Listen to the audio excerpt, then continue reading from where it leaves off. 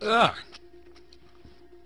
As promised, today we are going to investigate why lemons are sour, as well as why soap is so slippery.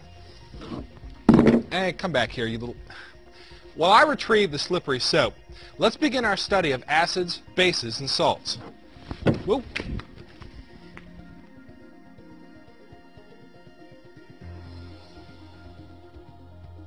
In this lesson, you will classify compounds as acids, bases, and salts based on the Arrhenius definition. Classify compounds as acids or bases based on an operational definition, and name acids, bases, and salts.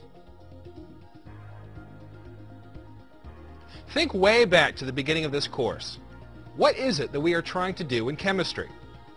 Study matter! Exactly. And you will remember that we quickly discovered that we needed some ways to classify matter, or we were going to feel really overwhelmed. What are some of the ways we have classified matter thus far in our studies? First, we classified matter as elements, mixtures, and compounds. We classified the mixtures as homogeneous and heterogeneous. Very good. Anything else? We classified the compounds as ionic or covalent. We've also used the terms molecular and organic. And don't forget solids, liquids, or gases, or suspensions, solutions, and colloids. I can tell you all have been listening because you are exactly right. We have classified matter in many ways so far in our journey through the world of chemistry. This unit is no exception. Many of the compounds we have studied thus far can be classified as acids, bases, and salts. Let's look first at how we can make these classifications based strictly on the elements and ions making up the compounds. All acids contain a hydrogen atom which is stripped of its proton when the acid is placed in solution with water. The protons given up by the acid combine with water molecules to form positive hydronium ions. All bases contain negatively charged hydroxide ions. When a base such as sodium hydroxide is added to water, the number of negative hydroxide ions in the water increases as the hydroxide ions dissociate from whatever positively charged ion, in this case sodium, they were combined with. So, acids contain hydrogen ions and bases contain hydroxide ions. I think you should get that information into your notes. Svante Arrhenius was a Swedish chemist who studied acids and bases in the late 1800s.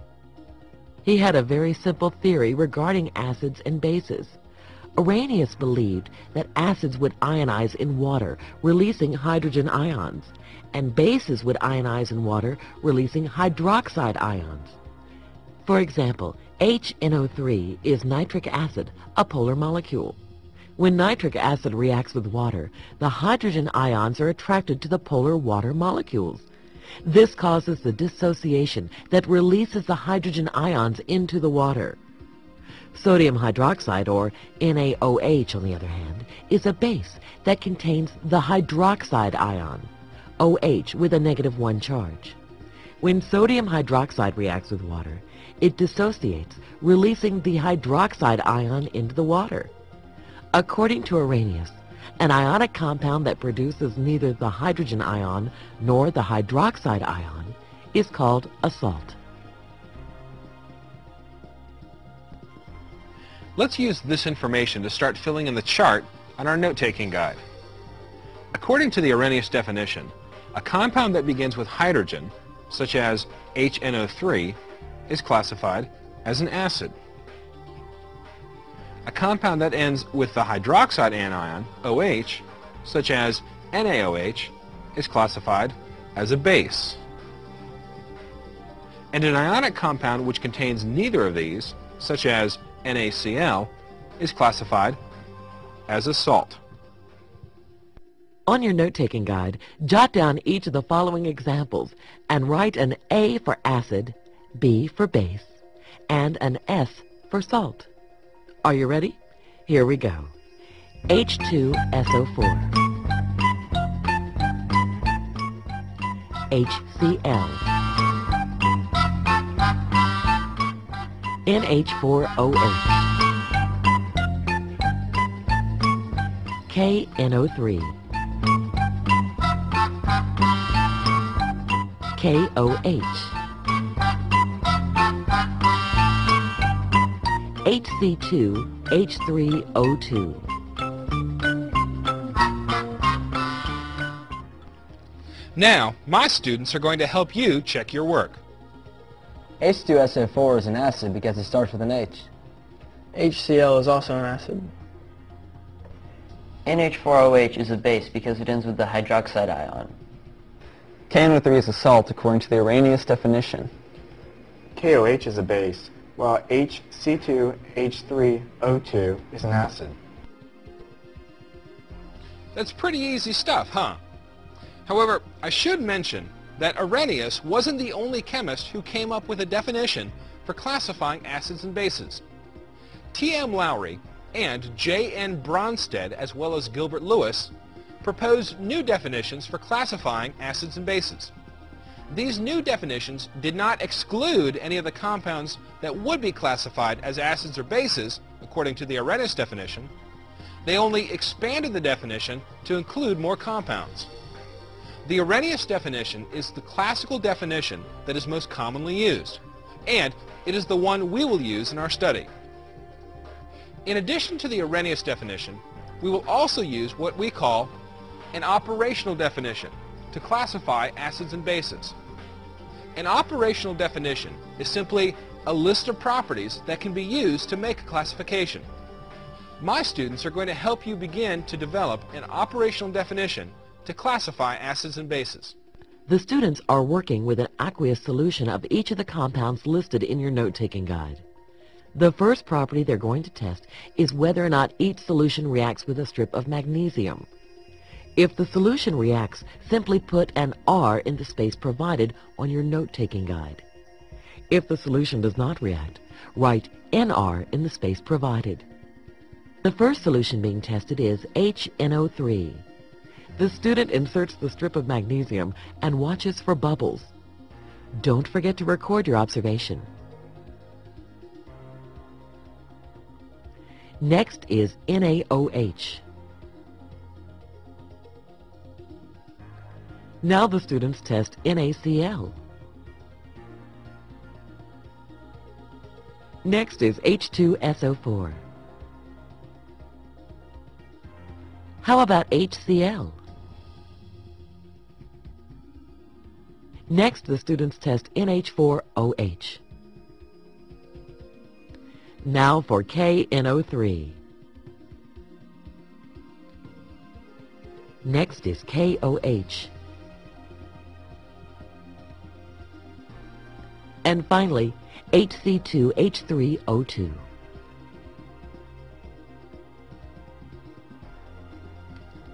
Now the students are going to test the conductivity of the solutions. You will remember the conductivity testers from previous lessons. If the solution conducts electricity, write C. If the solution does not conduct electricity, write NC. Here goes.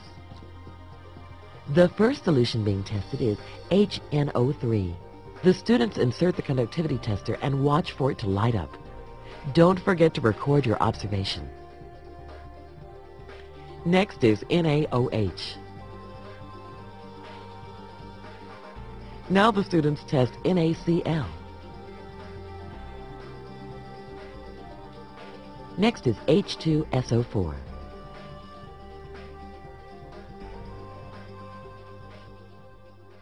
How about HCl? Next, the students test NH4OH.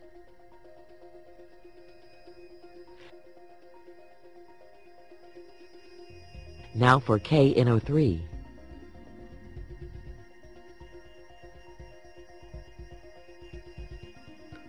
Next is KOH.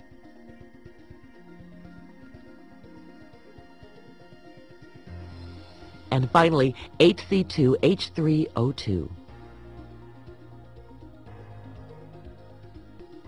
Excellent! Let's see if we can come up with that operational definition. Looking at your chart, can you list any properties that are characteristic of acids or bases? Well, all of the acids on our chart reacted with a strip of magnesium. Very good.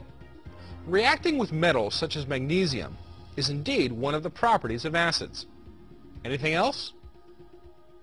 It seems that all of our solutions conducted electricity to some extent. Right again. You'll remember from our last unit that compounds that conduct electricity in an aqueous solution are called electrolytes. It's true that acids and bases as well as salts are electrolytes. Now, let me give you a hint to see if you can determine any other properties to add to our operational definition. Remember my lemon? It contains citric acid. And my bar of soap contains a base. Got any ideas? Well, you seem to think that lemon tasted sour. I wonder if all acids taste sour. Well, if taste is what we're talking about, I'd have to say that bases taste bitter. Well, not that I've had my mouth washed out with soap or anything. I wonder if the slipperiness of the soap is another characteristic of all bases. Wow, I can't get anything past you guys. Yes, all acids have a sour taste. Yeah. And all bases have a bitter taste. No. Also, bases tend to feel very slippery. Just as a safety reminder, I didn't let my students discover these properties by tasting and touching our non-solutions because tasting and touching aren't allowed in the lab. Let's go ahead and put our operational definition into your notes. The Arrhenius definition of an acid. It is a compound that will dissociate in water to produce hydrogen ions. Let's look at an operational definition of acids. One characteristic of acids is that they have a sour taste. Acids also react with metals to produce hydrogen gas. A third property to add to our definition is that acids are electrolytes, so their aqueous solutions conduct electricity. Two additional properties of acids will be looked at more closely in the next couple of programs. First, acids turn acid-base indicators different colors. Second, acids react with bases to produce a salt and water.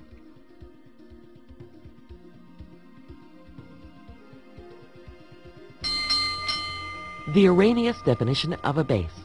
It is a compound that ionizes in water to produce hydroxide ions. Now let's look at the properties of bases that make up our operational definition. Bases have a bitter taste. Bases feel slippery to the touch. Bases are electrolytes, so their aqueous solutions conduct electricity.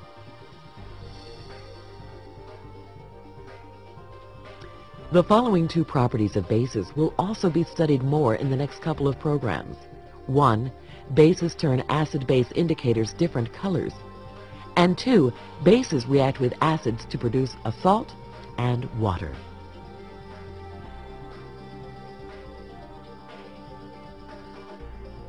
Wow, you've already learned so much today.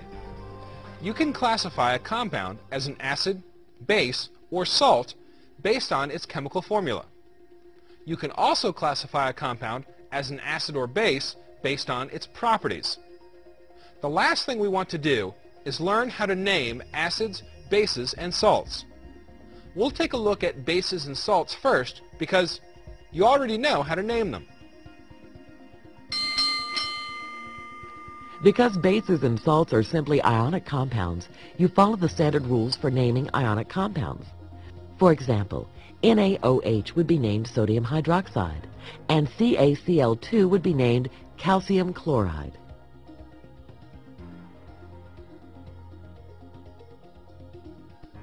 Now, we'll focus on naming acids.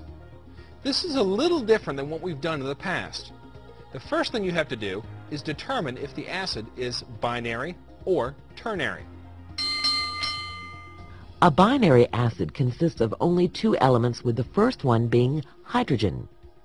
The name of a binary acid is hydroblankic acid, with the blank being the root word of the second element. For example, HCl is a binary acid because it only has two elements, and the first one is hydrogen. The name of this acid is hydrochloric acid.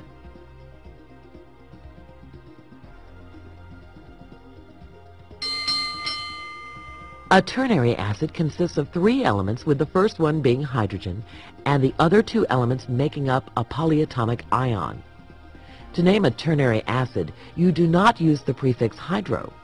You simply change the ending of the polyatomic ion's name and add the word acid. If the polyatomic ion's name ends in ATE, you change it to IC.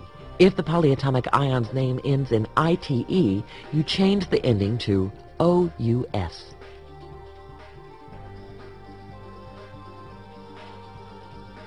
For example, H2SO4 and H2SO3 are both ternary acids. The polyatomic ion SO4 has the name sulfate.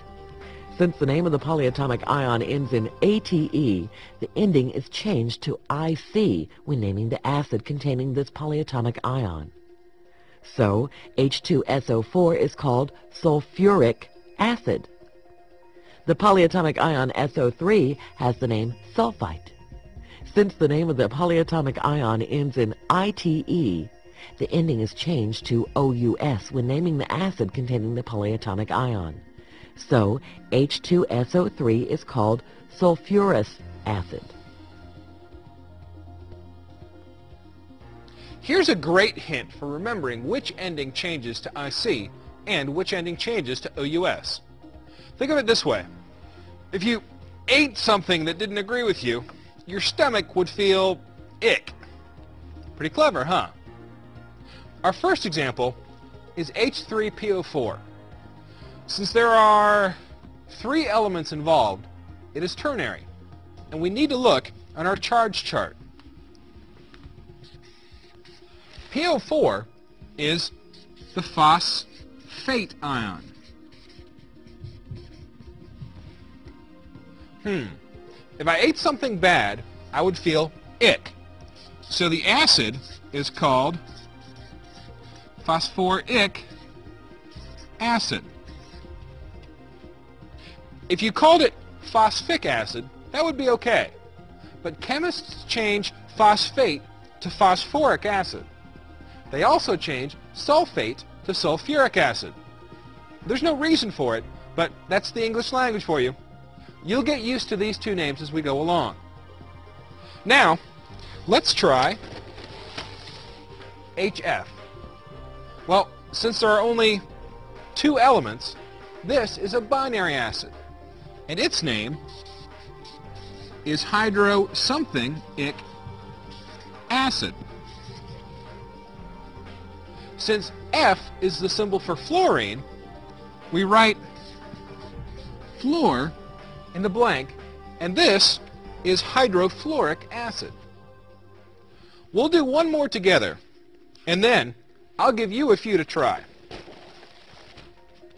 Let's figure out the name of HClO2. Since it's ternary, we look on our charge chart and see that the ClO2 ion is the chlorite ion.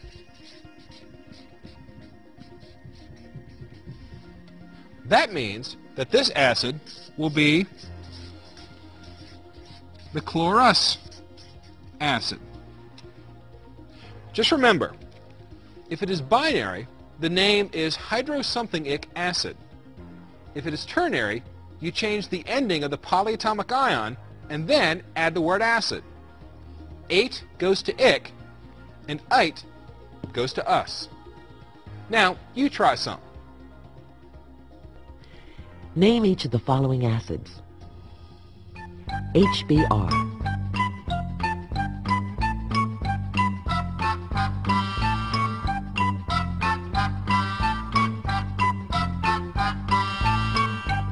HNO3,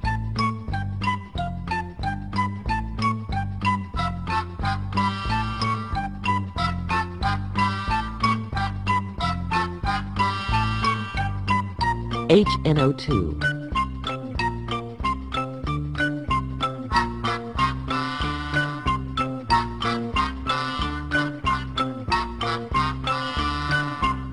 and finally HI.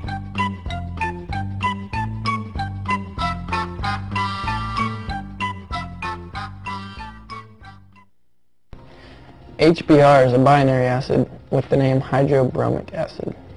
HNO3 is a ternary acid with the name nitric acid. HNO2 is a ternary acid with the name nitrous acid. HI is a binary acid with the name hydroiodic acid.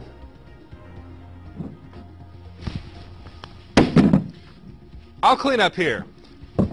You take your chemistry quiz. Whoop.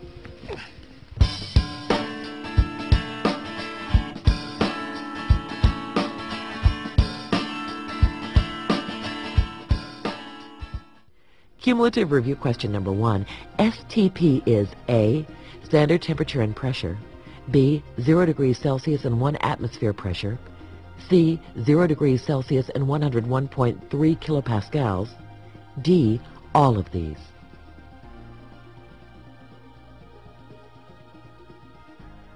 Cumulative review question number 2.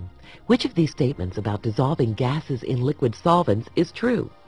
A, increasing the temperature makes gases more soluble. B, increasing the pressure increases the solubility of a gas. C, stirring increases the solubility of a gas in a liquid solvent.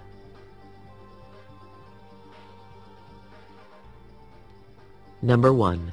Which of the following would be classified as an acid according to the Arrhenius definition? A, NaCl. B, CaOH2. C, H2CO3, D, BaBr2.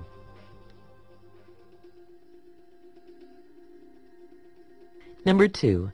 Which of the following is not a characteristic of a base? A, turns acid-base indicators different colors. B, feels slippery to the touch. C, tastes sour. D, is an electrolyte.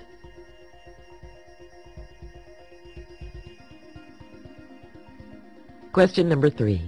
If you came upon an aqueous solution in the lab that reacted with a strip of magnesium, you could make the hypothesis that the compound in this solution is A, an acid, B, a base, C, a salt. Name the following base for question number 4. KOH. A, potassium base. B, hydropotassium base. C, potassium hydroxide. D, hydropotassium hydroxide.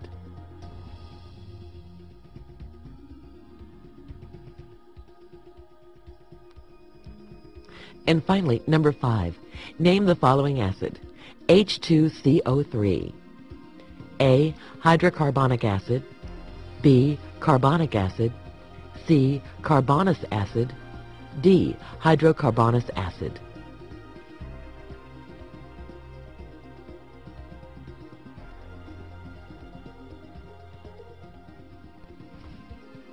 Ha! Gotcha. Well, so much for our introduction into the study of acids and bases. I bet you're wondering why I have this head of cabbage here. Stay tuned, and you'll find out in our next program.